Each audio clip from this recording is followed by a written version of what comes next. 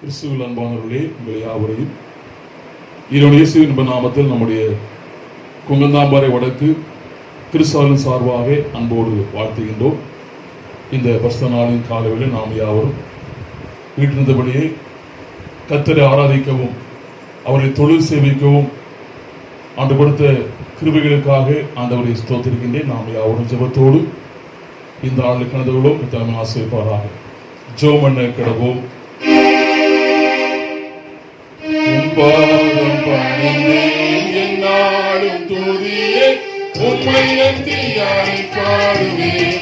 இயேசுவையா உந்தன் உள்ளம் கொண்டோரே, இயேசுவையா உந்தன் உள்ளம் கொண்டோரே. மகிமையிலிருந்த ஆண்டவரே, இந்த மகிழ்ச்சியான பரிசுத்த நாளில் காலை வேளைக்காக துதிக்கிறோம், ஸ்தோத்திரிக்கிறோம் சுவாமி. இது மட்டும் கொடுத்த நன்மைகளுக்கு எல்லா கிருபைகளுக்காக ஈவுகளுக்காக துதிக்கின்றோம். கொடுத்த ஜீவனுக்காக சோதனைக்கு எல்லா கிருபைகளுக்காகவும் துதிக்கின்றோம். விசேஷமாக இந்த பரிசுத்த நாள் காலையில் நாங்கள் யாவரும் உங்கள் ஆராய் கொடுத்தறதுக்காக துதிக்கின்றோம். இந்த ஆளை பிரசவமாந்தர்களும் நாங்கள் பாடுகின்ற பாடல் சிந்து போட்ட வார்த்தைகள் யாவட்டும் ஆசைத்தார். நீர் இந்த ஆளை பிரசவமாந்து எங்கள் ஆசீர்வாதத்தோடு இடத்தையும் உண்டு இயேசு கிறிஸ்து மூலமாக வேண்டிக் கொள்கிறோம் எங்கள் ஜீவனுள்ள பிதாவே, ஆமேன். ஆராதனைக்கு ஆரம்பமாக கீதங்களும் கீர்த்தனைகளும் 497 பாடுவோம். கீதங்களும் கீர்த்தனைகளும் 497 பாடுவோம்.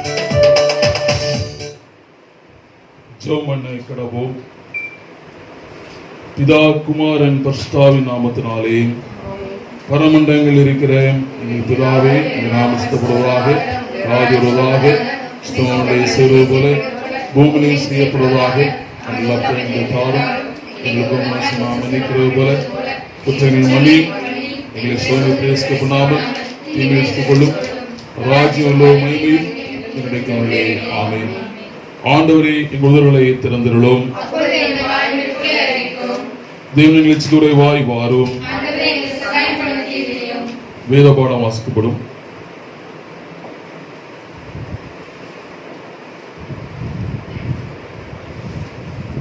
வாசிக்கும்படியாக குறிக்கப்பட்ட வேத பகுதி சங்கீதம் 40 முதல் 11 வசனங்கள். 40ஆம் சங்கீதம் முதல் 11 வசனங்கள். கர்த்தருக்காக பொறுமையுடன் காத்திருந்தேன். அவர் என்னிடமாய் சாய்ந்து என் கூப்பிடுதலை கேட்டார். பயங்கரமான குழியிலும் உளையான சேற்றிலும் இருந்து என்னை தூக்கி எடுத்து என் கால்களை கண்மலையின் மேல் நிறுத்தி என் அடிகளை உறுதிப்படுத்தி நமது தேவனை துதிக்கும் புது பாட்டை அவர் என் வாயிலே கொடுத்தார். அநேகர் அதை கண்டு பயந்து கர்த்தரை நம்புவார்கள். அகங்காரிகளையும் பொய்யை சார்ந்திருக்கிறவர்களையும் நோக்காமல் கர்த்தரையே தன் நம்பிக்கையாக வைத்திருக்கிற மனுஷன் பாக்கியவான். என் தேவனாகிய கர்த்தாவே, நீர் எங்கள் நிமித்தம் செய்த உம்முடைய அதிசயங்களும் உம்முடைய யோசனைகளும் அநேகமாய் இருக்கிறது. ஒருவரும் அவைகளை உமக்கு விவரித்து சொல்ல முடியாது. நான் அவைகளை சொல்லி அறிவிக்க வேண்டுமானால் அவைகள் எண்ணிக்கைக்கு மேலானவைகள். பலியையும் காணிக்கையையும் நீர் விரும்பாமல் என் செவிகளை திறந்தீர். சர்வாங்க தகன பலியையும் பாவ நிவாரண பலியையும் நீர் கேட்கவில்லை. அப்பொழுது நான் இதோ வருகிறேன், புஸ்தகத்துள்ளில் என்னை குறித்து எழுதியிருக்கிறது. என் தேவனே, உமக்கு பிரியமானதை செய்ய விரும்புகிறேன். உமது நியாய பிரமாணம் என் உள்ளத்திற்குள் இருக்கிறது என்று சொன்னேன். மகா சபையிலே நீதியை பிரசங்கித்தேன். என் உதடுகளை மூடேன். கர்த்தாவே, நீர் அதை அறிவீர். உம்முடைய நீதியை நான் என் இதயத்திற்குள் மறைத்து வைக்கவில்லை. உமது சத்தியத்தையும் உமது இரட்சிப்பையும் சொல்லி இருக்கிறேன். உமது கிருபையையும் உமது உண்மையையும் மகா சபைக்கு அறிவியாதபடிக்கு நான் ஒளித்து வைக்கவில்லை. கர்த்தாவே, நீர் உம்முடைய இரக்கங்களை எனக்கு கிடையாமற் போக பண்ணாதேயும். உமது கிருபையும் உமது உண்மையும் எப்பொழுதும் என்னை காக்க கடவது என்பது வாசிக்கும்படியாக குறிக்கப்பட்ட வேத பகுதி வாசித்தாயிற்று. கிறிஸ்துவில் அன்பானவர்களே, உங்களை யாவரையும் மீண்டுமாக கிறிஸ்து இயேசு என்ப நாமத்திலே அன்போடு வாழ்த்துகின்றேன். இந்த பரிசுத்த நாளின் காலவேளை நாம் யாவரும் சிறிது நேரம் சிந்தனைக்கென்று தெரிந்து கொண்ட வேத வாக்கியம் ஏசாயா தீர்க்கதரிசி புஸ்தகம் 64ஆம் அதிகாரம். ஏசாயா 64ஆம் அதிகாரம் 4ஆம் வசனத்தில் வாசிக்கின்றோம். தேவனே, உமக்கு காத்திருக்கிறவர்களுக்கு நீர் செய்பவைகளை நீரே அல்லாமல் உலக தோற்றம் முதற்கொண்டு ஒருவரும் கேட்டதுமில்லை, செவியால் உணர்ந்ததுமில்லை, அவைகளை கண்டதுமில்லை என்று ஏசாயா தீர்க்கதரிசி கூறுகின்ற வார்த்தையை நாம் அங்கே வாசிக்கின்றோம். தேவனே, உமக்கு காத்திருக்கிறவர்களுக்கு நீர் செய்பவைகளை நீரே அல்லாமல் இந்த உலக தோற்றம் முதற்கொண்டு ஒருவரும் கேட்கவில்லை, செவியால் உணர்ந்ததும் இல்லை, அவைகளை கண்டதும் இல்லை என்று சொல்லி நாம் அங்கே வாசிக்கின்றோம். கர்த்தருடைய பாதத்திலே நாம் காத்திருந்து அவரை தேடும் போது நிச்சயமாக தெய்வீக பிரசன்னம் நம்முடைய உள்ளத்தை நிரப்புகிறது என்பதை நாம் அறிந்து கொண்டிருக்கின்றோம். கர்த்தருடைய பாதத்திலே நாம் காத்திருக்கின்ற நேரம் அது சந்தோஷமான ஒரு நேரம், அது மகிழ்ச்சியான ஒரு நேரம், சமாதானமான ஒரு நேரம் என்று சொல்லி நாம் பார்க்கின்றோம். வேதத்திலே பார்க்கும்போது மார்த்தாளுடைய சகோதரி மரியாள் கர்த்தருடைய பாதத்திலே காத்திருந்ததை குறித்து வேதத்திலே வாசிக்கின்றோம். பரிசுத்த லூக்கா 10ஆம் அதிகாரம் 39ஆம் வாக்கியத்திலே நாம் வாசிக்கின்றோம். இயேசுவின் பாதத்திலே காத்திருந்து வசனத்தை கேட்டுக்கொண்ட மரியாளை குறித்து நாம் அங்கே வாசிக்கின்றோம். அவைதான் ஆண்டவர் இயேசு இந்த மரியாளை குறித்து சொல்லுகின்ற வார்த்தையை நாம் அங்கே வாசிக்கின்றோம். இந்த மரியாள் தன்னை விட்டு எடுபடால் நல்ல பங்கை தெரிந்து கொண்டாள் என்று சொல்லி நாம் அங்கே வாசிக்கின்றோம். அருமையான தேவனுடைய பக்தர்கள் அவருடைய காத்திருப்பை குறித்து நாம் தியானிக்கும் போது ஜான் வெஸ்லி என்ற அருமையான தேவனுடைய மனிதன் ஒவ்வொரு நாளும் 2 மணி நேரம் அவர் தேவனுடைய பாதத்திலே காத்திருப்பாராம். அதே போல சீர்திருத்த திருச்சபை தந்தையாக இருந்த மார்ட்டின் லூத்தர் ஒவ்வொரு நாளும் 2 மணியிலிருந்து 3 மணி வரைக்கும் அவர் தேவன் பாதத்திலே காத்திருப்பாராம். ஒருவேளை அவர் அவிதமாக காத்திருக்காவிட்டால் அந்த நாளிலே அவர் பலவீன உள்ளவராக காணப்படுவார். அந்த நாள் உபயமற்ற நாளாய் காணப்படும் என்று சொல்லி அவர் கூறுகின்றார். ஆகவே தேவனுடைய பக்தர்கள் அங்கே காத்திருந்தார்கள் என்று சொல்லி நாம் பார்க்கின்றோம். ஒரு நாளைக்கு 24 மணி நேரத்தை ஆண்டு கொடுத்திருக்கிறார். இந்த 24 மணி நேரத்தில் நாம் நேரத்தை தசமாக கொடுப்போம் என்றால் கிட்டத்தட்ட 2.5 மணி நேரமாவது நாம் ஆண்டவருக்கு என்று கொடுக்க வேண்டும். நேரத்திலே தசமாக கொடுக்கும் போது 2.5 மணி நேரம் நாம் கொடுக்க வேண்டும். ஆனால் இன்றைக்கு நாம் எத்தனை மணி நேரம் ஆண்டவர் கொண்டு கொடுக்கிறோம்?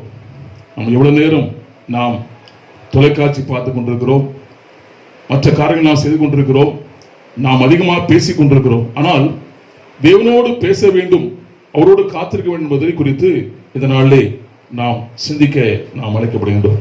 பிலிப்பியர் 4ஆம் அதிகாரம் 19ஆம் வாக்கியத்திலே நாம் வாசிக்கும் போது, கர்த்தருக்காக நாம் காத்திருக்கும் போது கிறிஸ்துவுடைய மகிமை, கிறிஸ்துவின் மகிமை நசுபடியே அவர் குறைவுகள் எல்லாம் நிறைவாக்குவார்னு சொல்லி நாம் அங்கே வாசிக்கின்றோம். ஆகவே இன்றைக்கு கர்த்தருக்காக நாம் காத்திருக்கும் போது வருகின்ற ஆசீர்வாதங்களை குறித்து 4 காரியங்களை சுருக்கமாக சொல்ல ஆசைப்படுகின்றேன்.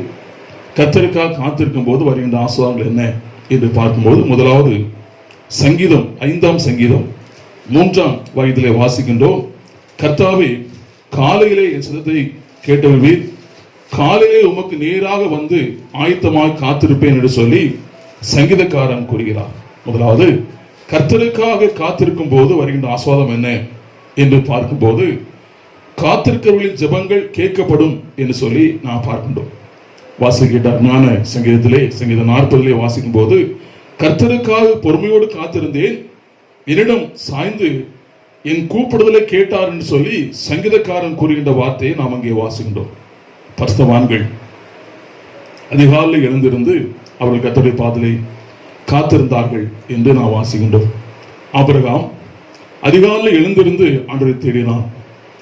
அதே போல யாக்கோபும் அதிகாலையில் எழுந்திருந்து ஆண்டவரை தேடினதை குறித்து வேதத்தில் வாசிக்கின்றோம். மோசேயை குறித்து யாத்திராகமம் 34ஆம் அதிகாரம் 4ஆம் வசனத்தில் வாசிக்கின்றோம். இந்த மோசேயும் ஆண்டவரோடு அதிகாலையிலே அவன் எழுந்திருந்து அவன் தரிசித்தான், ஆண்டவரை அவன் காத்திருந்தான் சொல்லி நாம் அங்கே வாசிக்கின்றோம். ஆதியாகமம் 3ஆம் அதிகாரம் 8ஆம் வசனத்தில் வாசிக்கும் போது, பவுலின் குறிச்சான வேளையிலே ஆதாமோடு ஆண்டவர் வந்து பேசினார் என்று சொல்லி நாம் அங்கே வாசிக்கின்றோம். ஆதாம் சந்திப்பதற்கு ஆண்டவர் வந்தார். பவுலின் குறிச்சான வேலை என்று அந்த நேரம் என்ன என்று சொல்லி வேத பண்டிதர்கள் சொல்கிறார்கள். அது அதிகாலை 3 மணியிலிருந்து 4 மணி வரைக்கும் என்று சொல்லி சொல்கிறார்கள். அதிகாலை 3 மணியிலிருந்து 4 மணி வரைக்கும் அதான் குளிர்ச்சியான நேரம். அந்த நேரத்திலே ஆதாமோடு ஆண்டவர் வந்து அவர் சஞ்சரித்தார், உலாவினார், 2 பேரும் பேசினார்கள் சொல்லி நாம் அங்கே வாசிக்கின்றோம்.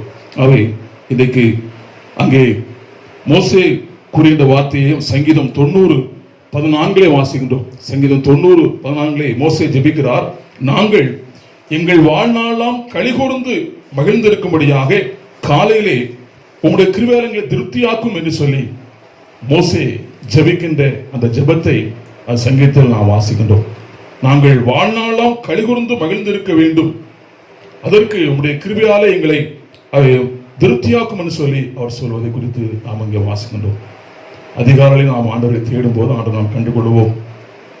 அருமையான அமெரிக்க ஐக்கிய நாட்டிலே அதிபராக இருந்த ஜார்ஜ் வாஷிங்டன், இந்த ஜார்ஜ் வாஷிங்டன் ஒரு ஜெபவர் என்று சொன்னால் மிகையாகாது. அதிகமாக அவர் ஜெபிப்பார், ஆண்டவரை தேடுவார். அதிகாலை எழுந்திருந்து தன்னுடைய வேத புத்தகத்தை விரித்து வைத்து அவர் முழங்கால் போயிட்டு ஜெபிப்பாராம். அவ்விதமாக ஒரு நாளிலே அதிகாலை எழுந்திருந்து அவர் ஜெபித்தார். அந்த நாளிலே அவர் ஜெபித்துக் கொண்டிருக்கும் போது அந்த வழியாக ஒரு விவசாயி ஒருவர் கடந்து சென்றார். அப்பொழுது அந்த விவசாயி தன்னுடைய மனைவியை அழைத்தார். இந்த அருமையான ஜனாபதி ஜெபித்த ஜெபத்தை அவர் கேட்டார். அவை தன் மனைவியை அழைத்து சொன்னார், ஹேனா, இன்றைக்கு நம்முடைய அமெரிக்க நாடு எதிர்கொண்டிருக்கின்ற இந்த யுத்தத்திலே நமக்குத்தான் வெற்றி கிடைக்கும் என்று சொல்லி அவர் சொன்னார். மனைவி சொன்னார்கள், எப்படி அவலட்சமா சொல்கிறீர்கள் என்று சொல்லி அவர்கள் கேட்டார்கள்.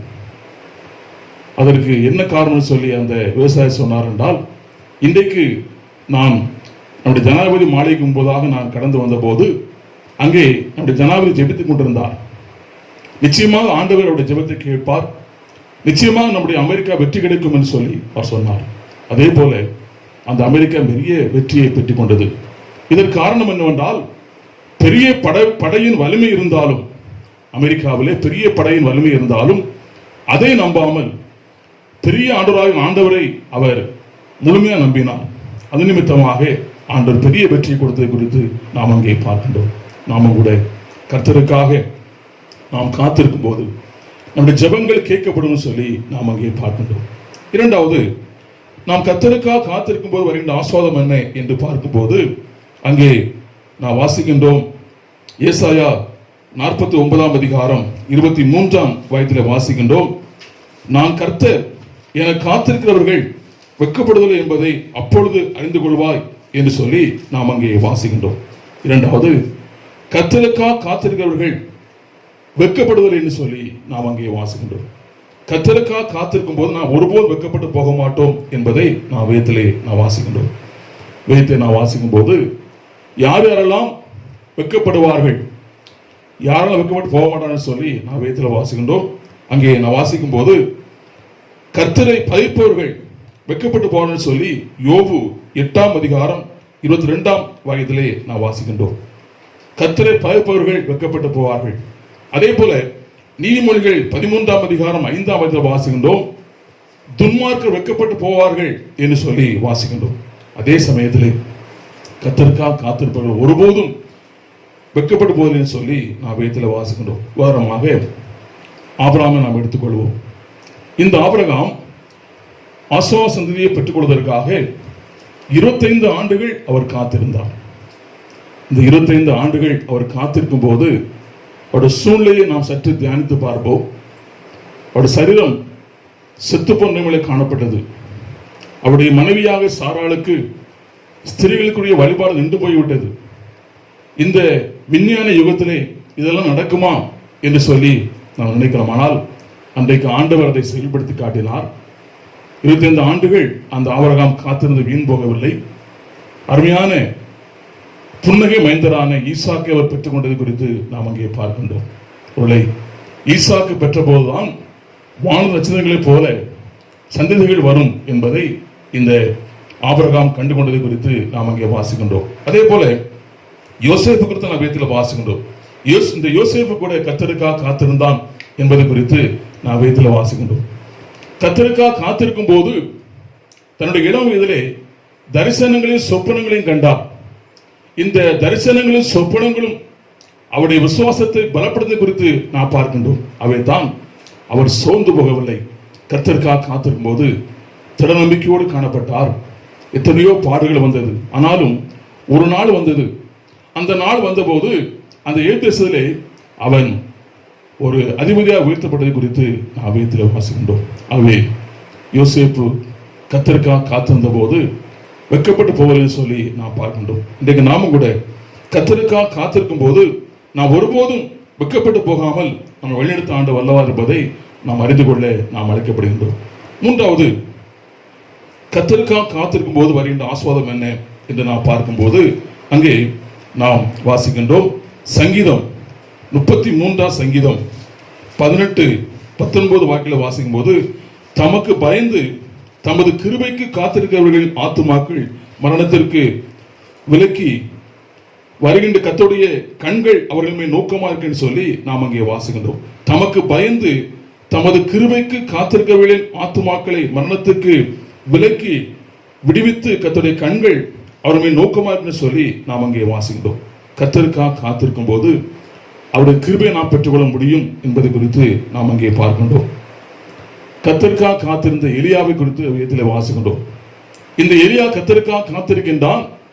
பஞ்சகாலத்திலே காக்கப்பட்டது குறித்தும் நாம் வாசிக்கின்றோம். முதலாவது, காங்கள் மூலமாக ஆண்டவர் அவனை போஷிக்கிறார். இரண்டாவது, அங்கே சாரிபாத் விதவை மூலமாக ஆண்டவரை போஷிக்கிறார். மூன்றாவது, ஒரு தேவதன் மூலமாக ஆண்டவனை போஷிப்பது குறித்து நாம் அங்கே வாசிக்கின்றோம். ஒருவேளை ஆண்டவர் அவனை கைவிடவில்லை, பஞ்சகாலத்திலும் வழிநடத்தி குறித்து நான் பார்க்கணும். காரணம் என்ன? இந்த எலியா தீர்க்கதரிசி ஆண்டவருக்காக காத்திருந்தார், அவருடைய கிருபையை பெற்றுக் கொண்டதை குறித்து நாம் வேதத்தில் வாசிக்கின்றோம். தூய அகஸ்டின் என்ற அருமையான புனித அகஸ்டின் துறவை குறித்து நாம் கேள்விப்பட்டிருக்கலாம். இந்த தூய அகஸ்டின் என்பவர் ரட்சிக்கப்பட்ட பின்பு அவர் எப்போதும் அதிகமாக அவர் ஜெபிப்பாராம். காலையில் எழுந்து அவர் ஜெபிக்கும் போது அவர் என்ன சொல்லி ஜெபிப்பாராம்? ஆண்டவரே, இந்த நாளுக்குரிய கிருபை எனக்கு தாரும், கிருபை தாரும், கிருபை தாரும் என்று சொல்லி மீண்டும் மீண்டும் சொல்லி சொல்லி அவர் ஜெபிப்பாராம். அவருடைய கிருபை ஆண்டவர் அவர் கொடுத்தார். அந்த கிருபினாலே அவர் வாழ்நாள் முழுதும் கர்த்தருக்குள் களிகூர்ந்து மகிழ்ந்தார் என்று சொல்லி அவருக்கு சொல்லப்படுகிறது. அவர் தெருவிலே போகும்போது அவரை பார்க்கின்றவர்கள், அவருடைய கிருபையை பார்க்கின்றவர்கள், கர்த்தர் கிருபையை பார்க்கின்றவர்கள் அங்கே மனம் திரும்பி ஆண்டவரை ஏற்றுக்கொள்வார்களாம். அந்த அளவுக்கு அவருடைய கிருபையை இந்த அகஸ்டின், தூய அகஸ்டின் பெற்றுக்கொண்டார் என்பது குறித்து அங்கே சொல்லப்படுகிறது. நோவாவை பற்றி நான் வேதத்தில் வாசிக்கின்றோம். நோவா கர்த்தருக்காக காத்திருக்கும் போது அவருடைய கிருபையை பெற்றுக் கொள்கின்றான். அவருடைய கண்களிலே கிருபை கிடைக்கும் நாம் பார்க்கின்றோம். அதே போல லோத்துவும் நாம் பார்க்கின்றோம். இந்த லோத்து ஆண்டவருக்காக காத்திருக்கும் போது ஆண்டவர் தம்முடைய கிருபையை லோத்து கொடுப்பதை நாம் வேதத்தில் வாசிக்கின்றோம். அதே போல அருமையான அங்கு ஆபிரகாம், ஈசாக்கு, யாக்கோபு என்ற முற்பிதாக்கள் இவர்கள் கூட காத்திருக்கிறார்கள், கர்த்தருடைய கிருபையை பெற்றுக் கொண்டதை குறித்து நாம் அங்கே வாசிக்கின்றோம். சங்கீதம் 103:11 வாசிக்கின்றோம். பூமிக்கு வானம் எவ்வளவு உயரமா இருக்கிறதோ அவருக்கு பயப்படுவதன் மேல் அவருடைய கிருபை அவ்வளவு பெரிதாக இருக்குன்னு சொல்லி சங்கீதக்காரன் கூறுகின்றார்.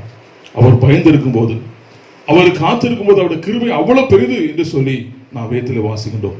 அவை அவருடைய கிருபையை நாம் காத்திருந்து நாம் பெற்றுக்கொள்வோம். அது மட்டுமல்ல, கடைசியாக 4வது, கர்த்தருக்காக நாம் காத்திருக்கும் போது ஆண்டு தருகின்ற ஆசீர்வாதம் என்ன என்று பார்க்கும்போது அங்கே சங்கீதம் 37 சங்கீதம் 9 வாசிக்கின்றோம்.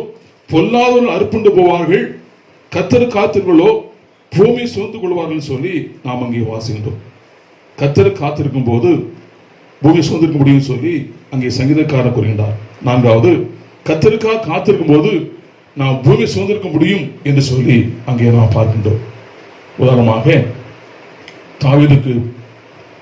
தாவீது சவுலுக்கு பின்பதாக அபிஷேகம் பண்ணப்பட்டார், ராஜாவாக அபிஷேகம் பண்ணப்பட்டார். ஆனால் அபிஷேகம் பண்ணப்பட்ட போதிலும் ராஜபாரம் அவருக்கு கிடைக்கவில்லை. சவுல் தான் ராஜபாரத்தை வைத்துக் கொண்டிருந்தார். இது சவுல் மூலமாக எத்தனையோ பாடுகள் இந்த தாவீது வந்ததை நாம் பார்க்கின்றோம். இந்த தாவீதை துரத்தி கொண்டே செல்கிறார் சவுல். மலைகள் வழியாக, காடுகள் வழியாக துரத்தி கொண்டே செல்கிறார். எத்தனையோ ஆண்டுகள், எத்தனை நாட்கள் அவர் காத்திருக்கிறார், ராஜபாரத்துக்காக காத்திருக்கிறார். அவர் காத்திருக்கும் போது இந்த நாட்கள் அவருடைய ஆத்மாவிலே பலம் கொள்கிற, அவருடைய ஆத்மாவிலே அவர் உயர்ந்திருக்கின்ற நாட்களாக காணப்பட்டதை குறித்து நாம் பார்க்கின்றோம். அவைதான் தாவீது சோர்ந்து போகவில்லை. இந்த நாட்கள் காத்திருக்கும் போது அவருக்கு ஒரு நாளிலே அங்கே ராஜபாரம் கிடைக்கின்றது. முதலாவது யூதாவிலே ராஜாவாக அவர் பொறுப்பேற்கிறார். அதன் பின்பு சமஸ்த இஸ்ரவேலுக்கும் அவர் அங்கே ராஜாவாக பொறுப்பெடுக்கிறார். பொறுப்படுத்த பின்பு அநேக நாடுகளிலே சென்று அவர் யுத்தம் மேற்கொள்கிறார். எங்கெல்லாம் யுத்தம் செய்ய சென்றாரோ எல்லா இடங்களிலும் ஒரு பெரிய வெற்றியை பெற்றுக் கொள்கிறார், ஒரு பெரிய வெற்றியை பெற்றுக் கொள்கிறார். இது நிமித்தமாக அவர் எல்லா நாளும் சுதந்திர கொடுப்பது குறித்து நான் வேதத்தில் வாசிக்கின்றோம். இதையெல்லாம் அவர் எதிர்கொண்டாரோ, யுத்தத்திலே அவர் மேற்கொண்டாரோ, எல்லாவற்றும் ஆண்டவர் வெற்றியை கொடுக்கிறார். சுதந்திர கொண்டதை குறித்து நாம் அங்கே பார்க்கின்றோம். மத்தேயு 5 ஆண்டவர் இயேசு கிறிஸ்துவானவர் மலைபஸ்தில் சொல்லிட்ட வார்த்தையை நாம் அங்கே வாசிக்கின்றோம். சாந்த குணமுள்ளவர்கள் பாக்கியவான்கள், அவர்கள் பூமி சுமந்துக் கொள்வார்கள் சொல்லி நாம் அங்கே வாசிக்கின்றோம். சாந்த குணம் என்றால் என்ன? அவசரப்படாமல் பொறுமையோடு காத்திருப்பவர்கள் தான் சாந்த குணமுள்ளவர்கள். சாந்த குணமுள்ளவர்கள் பொறுமையோடு காத்திருப்பவர்கள், பொறுமையோடு காத்திருப்பவர்கள். இதைத்தான் தேசப்பிதாவாக இருக்கின்ற நம்முடைய காந்தியடிகளை பார்த்து கேட்டார்கள்.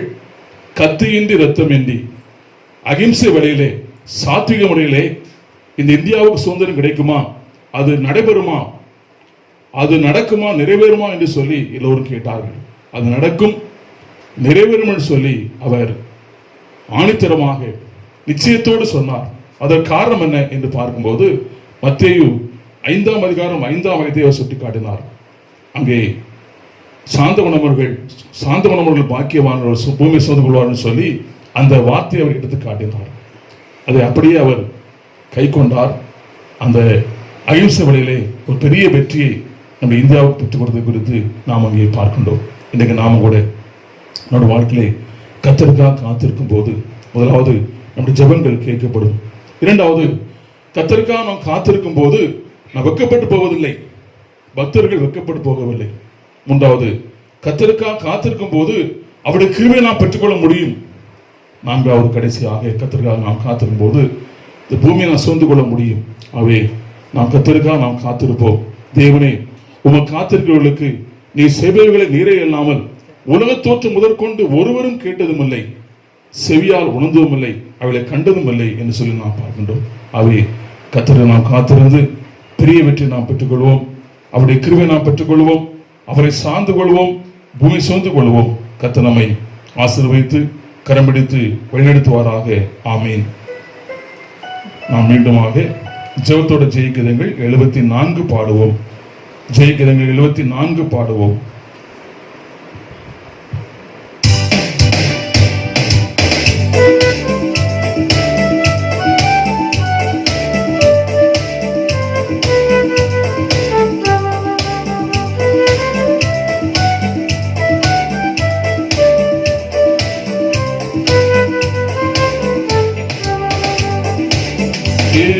பாதம் எனக்கு போதும் எந்த நாளும் ஆனந்தமே.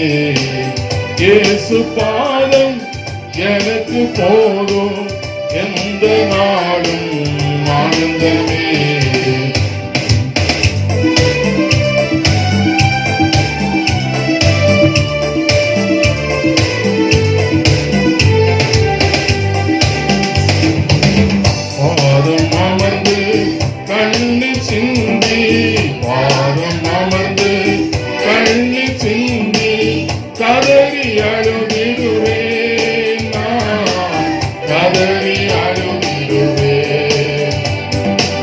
இயேசு பாதம் எனக்கு போதும் எந்த நாளும் ஆனந்தமே.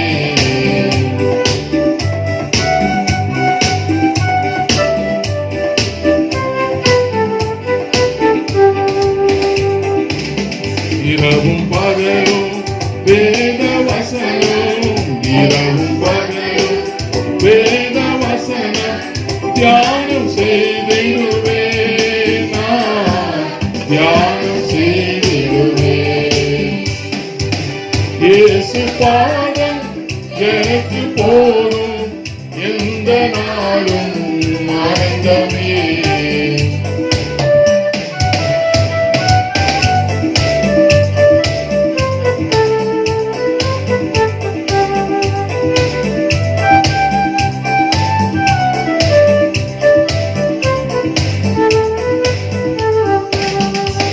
காத்திருந்து பலனடைந்து, காத்திருந்து பலனடைந்து கழுகை போல் பரப்பேன், நான் கழுகை போல் பரப்பேன்.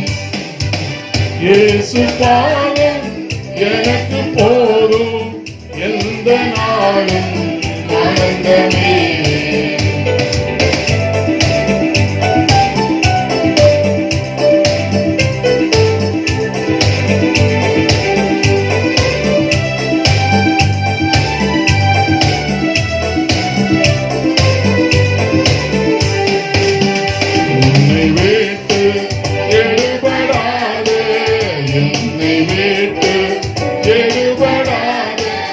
நல்ல பங்கு இது எனக்கு, நல்ல பங்கு இது. இயேசு பாதம் எனக்கு போதும் எந்த நாளும் ஆனந்தமே.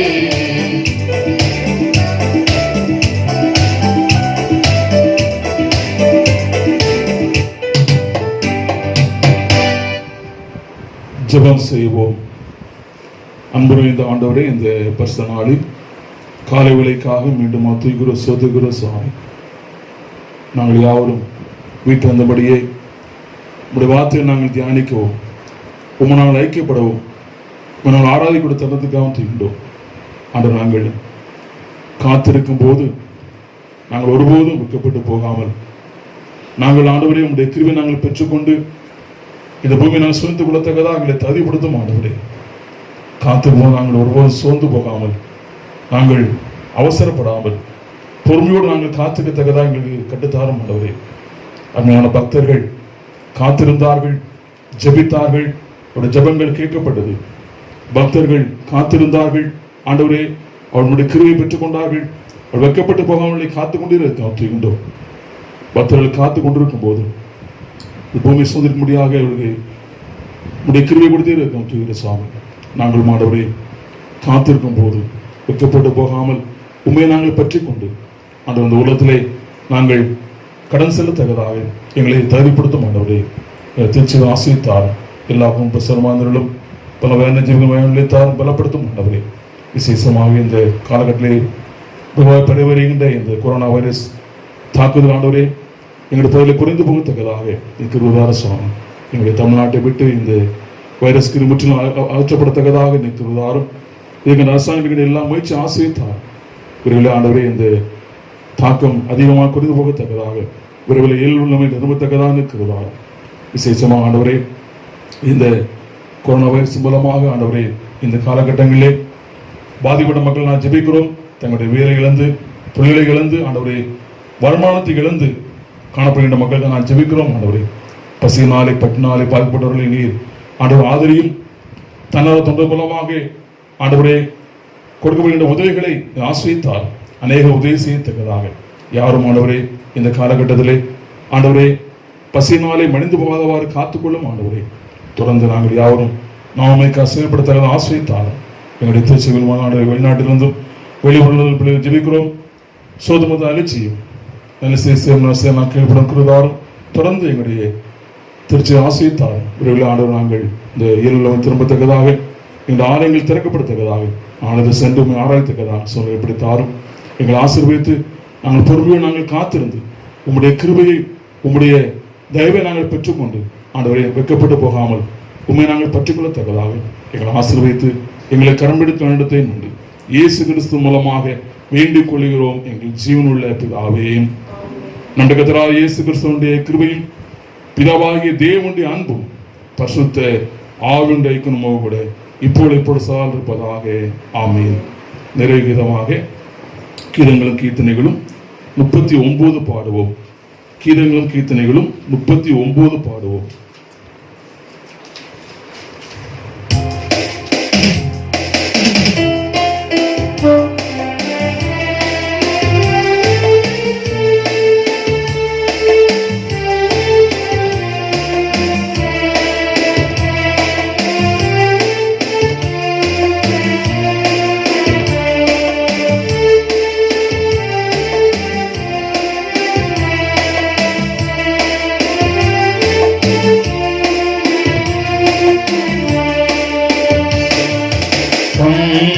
நல்வரம் தந்தனோ பையா ஆதிநாதா ஜோதி வல்ல ஆவியை நல்கி ஆடையா ஆதிநாதா ஜோதி வல்ல ஆவியை நல்கி ஆடையா பண்ணின ஜபம் என்னை கேளினோ ஆதிநாதா ஜோதி அன்பாய் உள்ளினில் பதிந்து ஆளுந்தோ ஆதிநாதா ஜோதி அன்பாய் உள்ளினில் பதிந்து ஆளுந்தோ காதில் கேட்டவும் வேத வாக்கியம் ஆதிநாதா ஜோதி கருத்தில் இருந்த போதே பாக்கியா ஆதிநாதா ஜோதி கருத்தில் உலகத்தில் இருந்த போதே பாக்கியம். கர்த்தர் உங்களோடு இருப்பாராக. சமாதானத்தோடே போய் வாருங்கள். ஆமென்.